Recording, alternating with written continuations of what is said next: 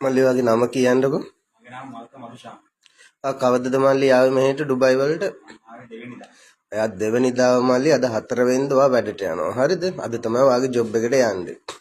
ඔයා යන්නේ මල්ලි පොලිතින් ෆැක්ටරි එකට. ඒ කියන්නේ ප්ලාස්ටික් ආයතනයේ ප්ලාස්ටික් බඩු වර්ධන. හරිද? ගොඩක් දුරට ඒක නිෂ්පාදනය වෙන්නේ මල්ලි පොලිතින් බෑග් තමයි. ඒකේ ඔයාට පඩිය යනවා මල්ලි ඩිරම් 1200න් තමයි පටන් ගන්න. හරිද? ප්ලස් OT තියෙනවා. ඔයාට කම්පැනියෙන් දෙනවා මල්ලි ඉන්න රූම් එක. අවුරුදු දෙකේ වීසා. ඔයාට උයන් කන්න කිචන් ෆැසිලිටිස් ඒව ඔක්කොම දෙනවා. OT කරන්න මල්ලි මහන්සි වෙන්න ඕන. හරිද? OT කරගත්තොත් ඔයා ෆස්ට් ටයිම් ඇවිල්ලා ඔයාට ලොකු පඩියක් ගන්න පුළුවන්. ඔයා මාව දැකලා නැහැ ලංකාවේදී. ඔයා ආවේ කවුරු හින්දාද? ඔයාගේ නංගි කෙනෙක් ඉන්නව නංගි ඉන්නවා. නංගි කෙනෙක් නෙමෙයි ඔයාගේ නංගිම ඉන්න ඩුබයි වල. ඒ විශ්වාසය නංගි අපි ගානේ තියලා තියෙන විශ්වාසය අපි වැඩ කරන විදිය ඒ ඔක්කොම දැකලා තමයි ඔයාව ගෙන්නගෙන තින්නේ. ඉතින් ඔයා කියපු විදියට අපි ඔයාට කියලා තියෙන විදියට හැමදේම කරලා දුන්නද මල්ලි? ඔව්. ඉතින් හර්ෂ අයියා ගාන ඔයාට මොනවද කියන්න තියෙන සම්මාන? හොඳ කෙනෙක්. අනිවාර්යයෙන්. පස්සේ අපි උත්තර බලා ගන්නවා. ජොබ් එකට යනකම්.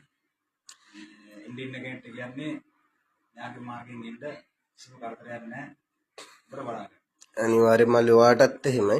ජොබ් එකට දැම්මයි කියන්නේ මල්ලි අපි අතාරලා දාන්නේ. ඔයාට ඕනම වෙලාවක අපිත් එක්ක කතා කරන්න පුළුවන්. විශේෂයෙන්ම ඔයාගේ පඩිය වෙලාවට හම්බුනේ නැත්නම් අවුරුදු දෙකේ වීසා ගැහුවේ නැත්නම් ඒ